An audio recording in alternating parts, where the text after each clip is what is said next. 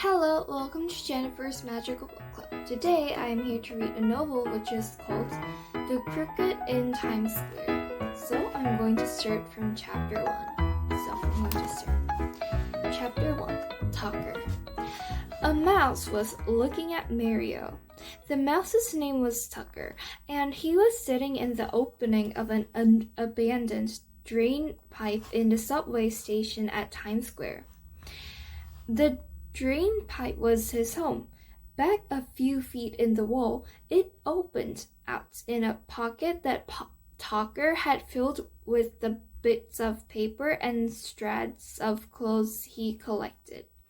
And when he wasn't collecting, scrounging, as he called it, or sleeping, he liked to sit at the opening of the drain pipe and watch the worlds go by, at least as much of the world as hurried through the Times Square subway station.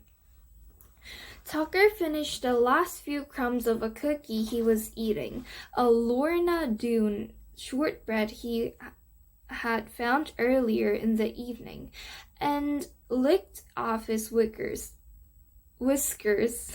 Such a pity, he sighed.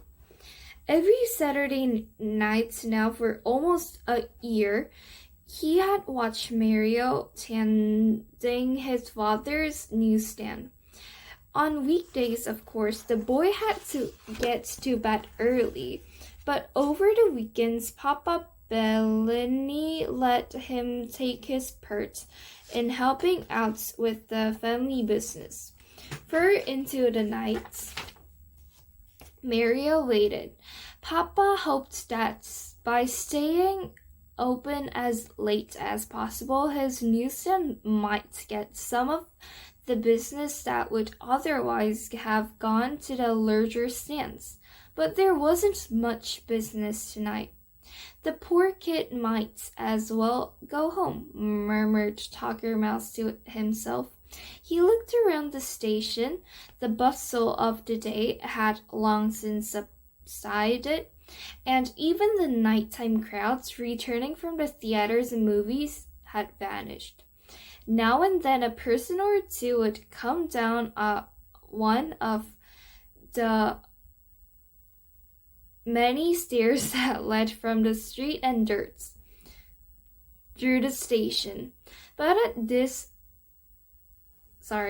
hour, everyone was in a hurry to get to bed. On the lower level, the trains were running much less often. There would be a long stretch of silence, then the mounting roar as a string of cars approached Times Square. Then a pause while it let off old passengers and took on new ones, and finally the rush of sound as it disappeared up the dirt tunnel. And the hush fell again. There was an emptiness in the air. The whole station seemed to be waiting for the crowds of people it needed. Tucker Mouse looked back at Mario. He was sitting on a three-legged stool behind the counter of the newsstand. In front of him, all the magazines and newspapers were displayed as neatly as he knew how to make them. Papa Bellini had made a newsstand himself many years ago. The space inside was big enough for Mario, but Mama and Papa were cramped when they each took their turn.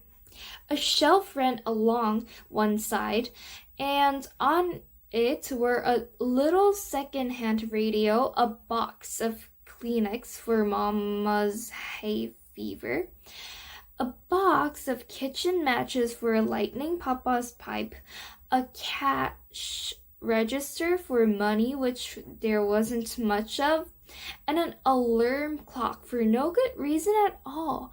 The cash register had one drawer, which was always open. It had gotten stuck once with all the money the Bellinis had in the world inside it. So Papa decided it would be safer never to shut it again.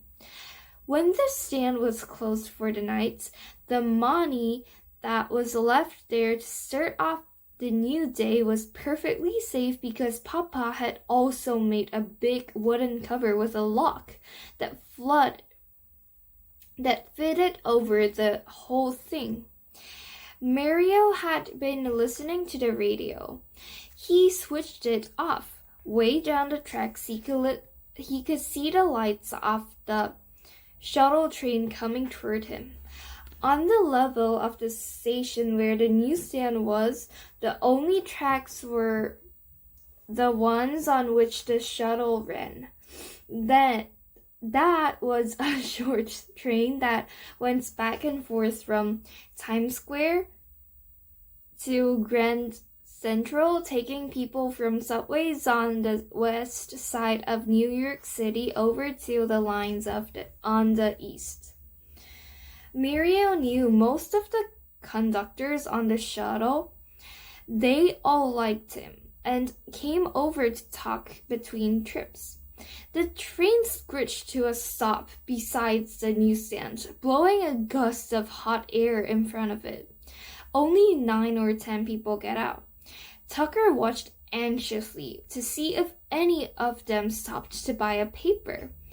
"All late papers!" shouted Mario as they hurried by. "Magazines!" No one stopped. Hardly anyone even looked at him. Mario sank back on his stool. All evening long, he had sold only 15 papers and 4 magazines. In the drain pipe, Tucker Mouse, who had been keeping count too, sighed and scratched his ear. Mario's friend Paul, a conductor on the shuttle, came over to the stand. "Any luck?" he asked. "No," said Mario.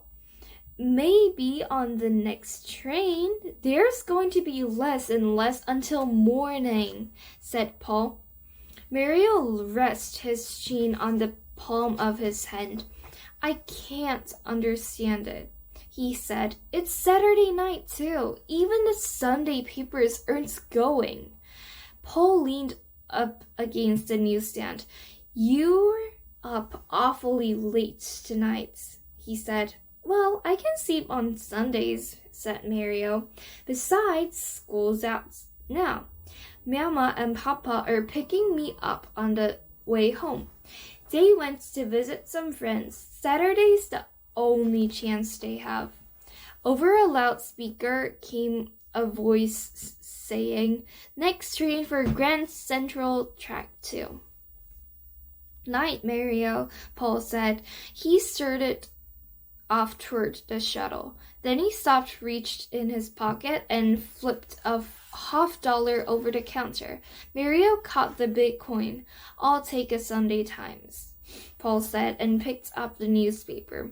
"Hey, wait!" Mario called after him. "It's only 25 cents. You've got a quarter coming." But Paul was already in the car. The door slid closed. He smiled and waved through the window. With a lurch, the train moved off, its lights glimmering away through the darkness. Tucker Mouse smiled too. He liked Paul. In fact, he liked anybody who was nice to Mario. But it was late now. Time to crawl back to his comfortable niche in the wall and go to sleep. Even a mouse who lives in a subway station in Times Square has to sleep sometimes. And Tucker had a big day planned for tomorrow, collecting things for his home and snapping up bits of foods that fell from the lunch counters all over the station. He was just about to turn into the drain pipe when he heard a very strange sound. Now, Tucker Mouse had heard almost all the sounds that can be heard in New York City. He had heard the rumble of subway trains and the shriek their iron wheels make when they go around a corner. From above, through the iron grills that open onto the streets, he had heard the drumming of the rubber tires of automobiles, and the hooting of their horns, and the howling of their brakes. And he had heard the babble of voices when the station was full of human beings, and the barking of the dogs that some of them had on leashes, birds, the pigeons of New York, and cats, even the high purring of airplanes above the city. Tucker had heard. But in all his days and on all his journeys through the greatest city in the world, Tucker had never heard a sound quite like this one. So I'm done till reading to chapter 1. So I hope you're enjoying. I think this is a very interesting story, which is happening in Times Square in a subway station. I hope you're enjoying this with me, and thank you for listening. Bye. See you next time. Have a good day. Bye.